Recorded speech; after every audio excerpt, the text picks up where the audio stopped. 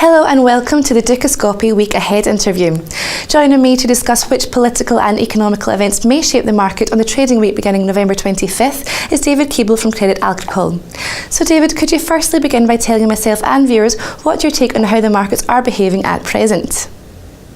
Yeah, what we're all looking for this week is really some sort of information regarding the US Fiscal Cliff.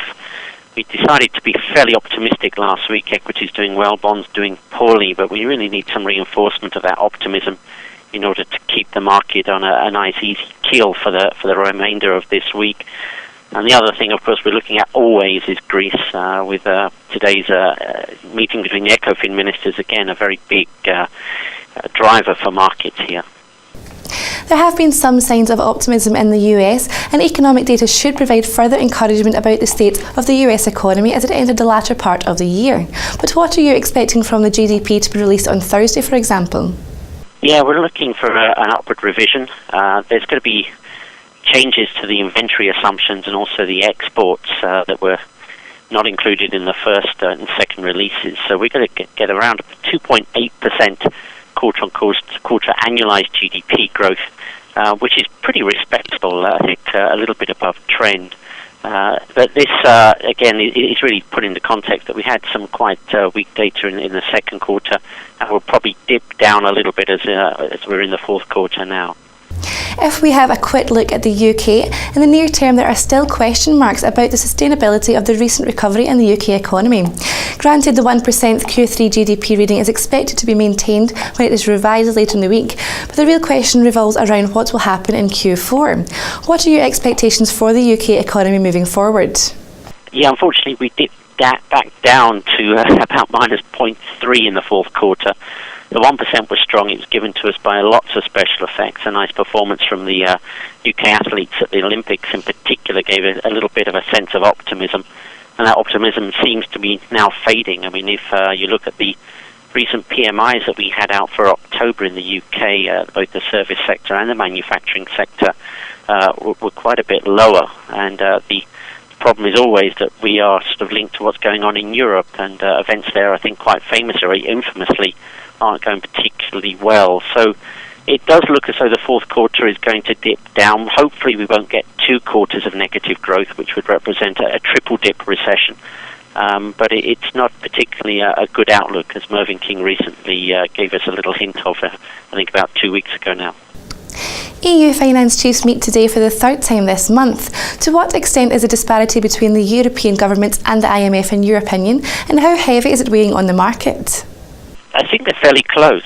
They had a conference call on Saturday, and we did have the French Finance Minister Moscovici saying he can't be sure, but probably will get something out of today's meeting. It is always this battle between the IMF and the EU and the sustainability of the debt arguments. The IMF seems to be moderating its views a little bit from the sort of hints that we get and that's splashing onto the wires, the news wires at the moment. So hopefully we can get there. This is really just a battle between the creditors. Greece, as you know, has probably done all that it's been asked to do in the most recent period. So they've got a goodwill that's being directed towards them. So I think we should get a solution. It has weighed on the market, but not last week. Last week we were getting excited that something would be occurring. So if it does get a little bit of a rubber stamping, then I can see equities coming back a little bit, but it's not going to be a very forceful mover for the markets. Given that Greece are very unlikely to be able to repay their debts, what do you think the markets need in order to be satisfied?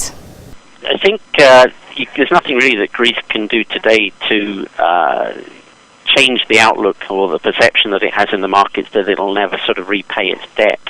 I think the only thing that really sort of takes Greece away from the headlines is a bit of growth. They have really pulled back their structural deficit massively. And the only thing that really can sort of put the icing on the cake is a bit of nominal GDP growth, which will help everybody. And finally, which political or economical event in particular do you think will be the biggest market mover and that our viewers should keep their eye out for this week? Yeah, it's going to be the ongoing discussions on this fiscal cliff, because at the weekend we did see some of the Republican politicians, those that have signed a pledge never to increase taxes, some of them came out and said, well, I'm dumping that pledge. but I want something back in significant form from the Democrats. So I think we're sort of getting close to some sort of agreement. They always famously, go down to the wire.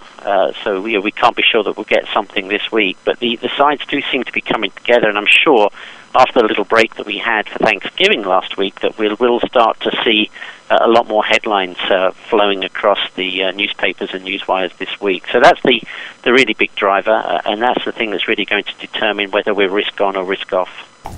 David, thank you for your insights once again.